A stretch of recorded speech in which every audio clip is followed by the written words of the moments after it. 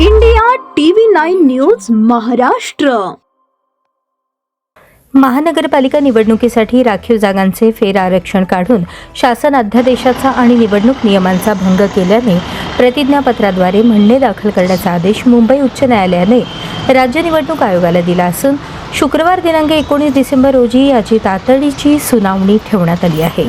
महानगरपालिकेच्या राखीव जागांची पहिल्या सोडतीद्वारे निश्चित झालेले आरक्षण कायम ठेवण्यात यावे. प्रभाग 24 मध्ये थेट ओबीसी महिला आरक्षण ठेवण्याचे चुकीचे निर्देश निवडणूक आयोगाने दिले होते. त्यामुळे संपूर्ण सोलापूर शहराच्या आरक्षणात छेडछाड झाली.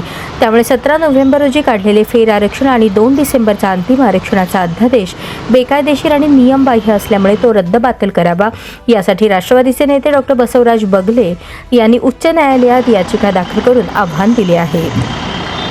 प्रभाग 24 मध्ये अनुसूचित जमाती महिलेचे थेट आरक्षण ठेवलेले असताना पुन्हा ओबीसी सर्वसाधारण जागेवर नियमबाह्य अतिक्रमण करून थेट महिला आरक्षण लादणे ही हुकुमशाही आहे.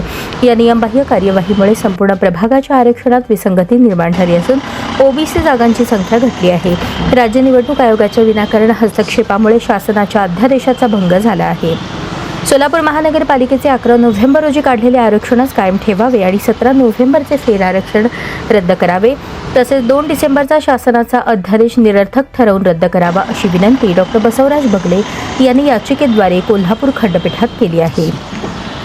या याचिकेची दखल घेऊन कोल्हापूरच्या मुख्य न्यायाधीशांनी ती याचिका मुंबई हायकोर्टात वर्ग केली आहे. उच्च न्यायालयात दाखल केलेल्या याचिकेतील गुणवत्तेचा मुद्दा आणि निवडणूक आयोगाची झालेली चूक ग्राह्य धरून न्यायालयाने निर्णय झाल्यास सर्वप्रथम म्हणजेच 11 नोव्हेंबरला काढलेल्या राखीव जागांच्या आरक्षणाप्रमाणेच निवडणूक होण्याची जोरदार चर्चा राजकीय वर्तुळात चालू आहे.